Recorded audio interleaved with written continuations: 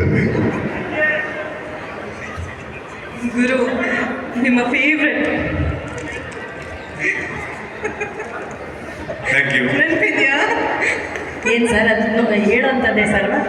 ಇಲ್ಲ, chocolate shooting ಆಗ್ಬೇಕಾದ್ರೆ ಇವ್ರ ಹತ್ರ ನಾವು ದಿವಸ ತೊಗೊಳ್ತಾ ಇದ್ದೀವಿ, ಇವತ್ತು ಬಟ್ಲು ತೊಗೊಂಡಿದ್ದಾರೆ. Thank you. ಅಲ್ಲ, ಎಷ್ಟು ದೊಡ್ಡ ಪ್ಯಾನ್ ಇಂಡಿಯಾ ಸೂಪರ್ ಸ್ಟಾರ್ ಅವ್ರು ನೋಡಿ ಎಷ್ಟು ಚಿಕ್ಕ ವಿಷಯಗಳನ್ನ ಎಷ್ಟು ಇಷ್ಟಪಟ್ಟು ಅವರು ರುಚಿಸಿ ಚಾಕಿನ ತುಂಬ ಇಷ್ಟಪಟ್ಟು ತಿಂತಾರೆ ಅಂದ್ಬಿಟ್ಟು ಅವ್ರು ತೊಗೊಂಬಂದಿದ್ದಾರೆ. ನಾನೊಬ್ಬ ಮಾತ್ರ ಅಲ್ಲ, ಇಡೀ ಸೆಟ್ಟು ಇದನ್ನೇ ಮಾಡ್ತಾ ಇದ್ರು. ಲಾಸ್ಟಿಗೆ ಬೇರೆ ಶೆಡ್ಯೂಲ್ ಬೇರೆ ಸಿನಿಮಾ ಮುಗಿಸ್ಕೊಂಡು ಬರ್ತು, ಒಂದು ಬ್ಯಾಗೆಲ್ಲ ಚಾಕ್ಲೇಟ್ ತರ್ತಿದ್ರು. Super super. ನಾನು ಅವಾಗ ಸ್ವಲ್ಪ ಡೇಟ್ಸ್ ಏನಾದರೂ ಅಡ್ಜಸ್ಟ್ ಮಾಡಬೇಕು ಅಂದರೆ ಗುರು